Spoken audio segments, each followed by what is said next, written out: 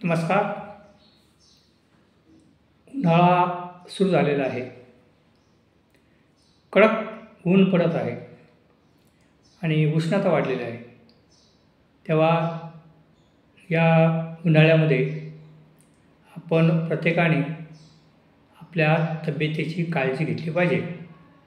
विशेषतः लहान मुलांना फारच उन्हाळ्यामध्ये सांभाळावं लागणार आहे व त्यांच्याकडे जास्तीत जास्त लक्ष दिलं पाहिजे. तेव्हा या उष्णतेमुळे ठिकठिकाणी असणारे तलाव, धरणे, विहिरी आणि ज्या ज्या ठिकाणी पाणी महाराष्ट्रामध्ये साठवणूक केलेली आहे त्या ठिकाणी या कडक उन्हामुळे त्या पाण्याचे बाष्पीभवन होत आहे व पाण्याचे साठे कमी प्रमाणात होत आहेत. अशा पद्धतीच्या बातम्या वर्तमानपत्रामध्ये येत आहेत. तेव्हा आपल्या सुजाण नागरिकांनी, विशेषतः शहरामधील सुजाण नागरिकांनी जास्तीत जास्त पाण्याची बचत करणे हे गरजेचं आहे. खेड्यापाड्यामधून लांबून महिलांना पाणी आणावयास लागते किंवा अनेक गावामध्ये टँकर सुरू होण्याची देखील पुढच्या काळामध्ये शक्यता आहे. तेव्हा प्रत्येकाने पाणी जपून वापरावे, पाण्याची बचत करावी, अशा पद्धतीची आपल्याला काळजी घ्यावी लागणार आहे. बंधू आणि भगिनींनो, खरं म्हणजे या उन्हाळ्यामध्ये जे वन्यजीव आहेत, जे जंगलामध्ये आणि भोवतालच्या परिसरामध्ये असणारे पशुपक्षी यांना देखील पाण्याची गरज असते आणि अशा वन्यजीवांना, पशुपक्ष्यांना पाण्याचा पुरवठा करण्यासाठी शासनाच्या वतीने किंवा वन विभागाच्या वतीने या वन्यजीवांना, प्राण्यांना कशा पद्धतीने त्यांना पाणी पिण्यास मिळेल यासाठी प्रयत्न करणे गरजेचं आहे.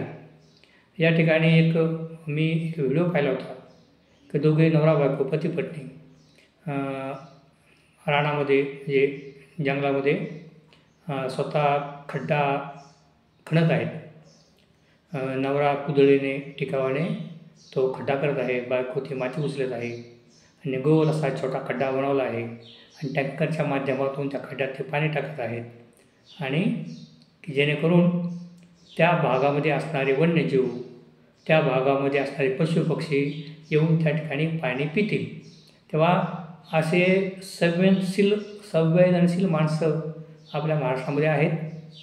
त्याचप्रमाणे काही सेवाभावी संस्था या देखील या मुक्या प्राण्यांना पाणी पिण्यासाठी जंगलामध्ये पाणी पुरवठा करण्यासाठी छोटे छोटे खड्डे करून त्या ठिकाणी पाणी टाकून त्या ठिकाणी वन्यजीवांना पाणी मिळेल यासाठी प्रयत्न करत असतात. परंतु शासनाच्या वतीने देखील मोठ्या प्रमाणात वन खात्याच्या वतीने जंगलामध्ये छोटे छोटे खड्डे करून टँकरच्या माध्यमातून किंवा नळाच्या माध्यमातून त्या ठिकाणी पाणी देणं गरजेचं आहे. कारण की या उष्णतेमध्ये त्या जंगला भागामध्ये किंवा ज्या ठिकाणी पशुपक्ष्यांचा संचार आहे, ज्या ठिकाणी वन्यजीव आहे, त्या ठिकाणच्या पाण्याचे तलाव आटले की मग ते प्राणी किंवा ते पशुपक्षी सैरावैरा एक पाण्याच्या शोधासाठी धावत असतात. म्हणून आपल्याला या ठिकाणी महाराष्ट्रामध्ये विशेषतः असं जाणवते की हरणांची संख्या देखील वाढलेली आहे आणि हरणांची संख्या वाढली, माकडांची संख्या वाढलेली आहे आणि मोरांची संख्या देखील वाढलेली आहे. ही खूप चांगली गोष्ट आहे. किंवा बिबटे, वाघ यांची पण संख्या वाढलेली आहे. तर या प्राण्यांना जंगलामध्ये पाणी मिळत नाही पिण्यासाठी किंवा अन्न मिळत नाही आणि मग पाण्यासाठी, विशेषतः पाण्यासाठी हे बिबटे शहरी वस्ती किंवा गावामध्ये, खेड्यामध्ये ते संचार करत असतात आणि त्याचप्रमाणे हरणं आपल्याला ठिकाणी दिसतात. ते हरणं देखील सैरावैरा पळताना दिसतात किंवा लांडगे आहेत, कोल्हे आहेत, ससे आहेत, असे अनेक मुख्य प्राणी या जंगलामध्ये असतात, आजूबाजूला असतात, गावखेड्याच्या परिसरामध्ये असतात, पशुपक्षी असतात. तर यांना देखील पाणी मिळालं पाहिजे. तर त्यासाठी आपल्या मानवांनीच त्यासाठी प्रयत्न केले पाहिजेत. विशेषतः मायबाप सरकारने याकडे लक्ष देऊन या मुख्य प्राण्यांना त्या ज्यांचा त्या ठिकाणी वास्तव्य आहे त्या भागामध्ये असे छोटे छोटे तलाव करून छोटे खड्डे करून नियमितपणे त्या ठिकाणी टँकरने पाणी टाकलं ते त्या भागातील पशुपक्षी, त्या भागातील माकडं असतील, त्या भागातील बिबटे असतील किंवा हरणं असतील, लांडगे असतील, कोल्हे असतील, असे जे मुख्य प्राणी आहेत ते त्या ठिकाणी येऊन पाणी पिऊन ते पावसाळा चालू होईपर्यंत ते जगू शकतात. तेव्हा अशा पद्धतीने शासनाच्या वतीने देखील प्रयत्न होणं गरजेचं आहे व सेवाभावी संस्था यांनी देखील पुढाकार घेऊन त्या जंगलामध्ये पाण्यासाठी आपल्याला काय प्रयत्न करता येतील का हे करणं गरजेचं आहे. तरी या व्हिडिओच्या माध्यमातून मी फक्त आपणास विनंती करतो की शहरामधील व्यक्तींनी आपल्या घरातील पाण्याच्या वापरावर थोडं लक्ष द्यावं, पाण्याची काटकसर करावी व आपल्याला जेवढं जमेल तेवढे पक्ष्यांना पाण्यासाठी किंवा भटके कुत्री आहेत त्यांनासुद्धा पाणी पिण्यासाठी काही प्रयत्न करावेत. आपल्या छतावर एक पाण्याचं आपण भांडं ठेवलं तर चिमण्या, पोपट, कावळे किंवा असे प्राणी त्या ठिकाणी पाणी येऊन पिऊ शकतात. किंवा बिल्डिंगच्या छतावर, बिल्डिंगच्या वरती आपण जर काही पाण्याची नियमितपणे त्या ठिकाणी सोय केली तरी तिथे पक्षी येऊन पाणी पिऊ शकतात.